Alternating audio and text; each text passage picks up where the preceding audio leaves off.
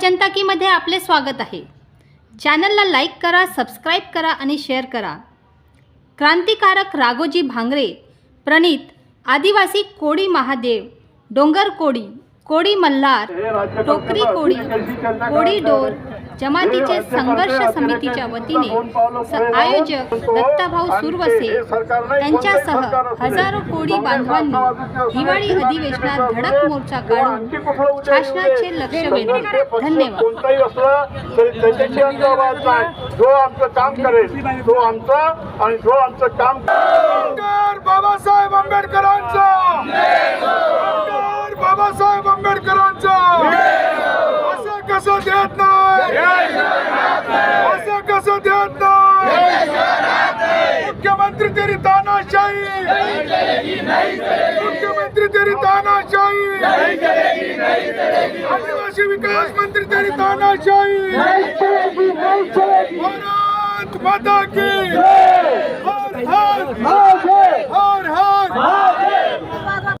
दरवर्षी 3000 कोटी 4000 कोटी अर्थसंकल्पाच्या शेवटच्या दिवशी म्हणजे 31 मार्चला अखर्चित म्हणून हा निधी तत्काळ वळवला जातो। आणि कारण काय दिलं जातं, आदिवासी विकास विभाग हा निधी जो आहे तो खर्च करू शकत नाही, खर्च करण्याला नालायक आहे।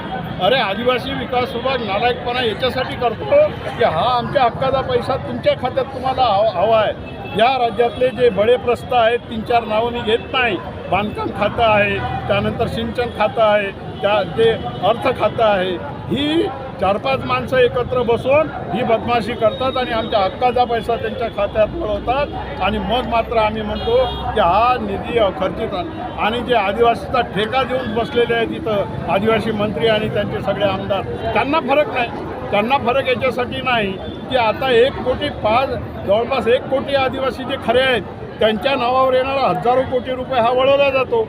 आणि या ठिकाणी 25 लाख आदिवासी जे आहेत ते स्वतःला खरे समजतात, त्यांना मात्र 1.25 कोटी लोकांच्या लोकसंख्येवर आधारित निधी मिळतो। त्यांना त्यांचं नुकसान नाही, त्याच्यामुळे ते बोलायला तयार नाहीत।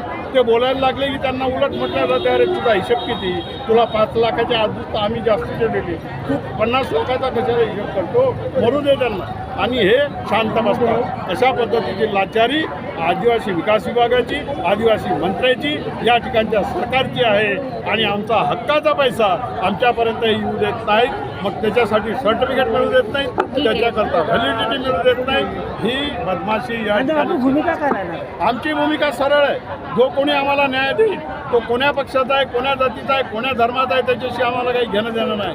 जो आम्हाला न्याय देईल, सत्तेमध्ये बसून जो आमची भूमिका मान्य करेल, त्याच्या पाठीमागे हा समाज पुढच्या काळामध्ये राहील।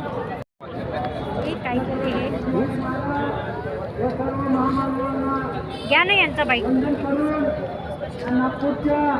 शूट करून देऊ। पूर्ण कोळी कोळीवालीच आहे।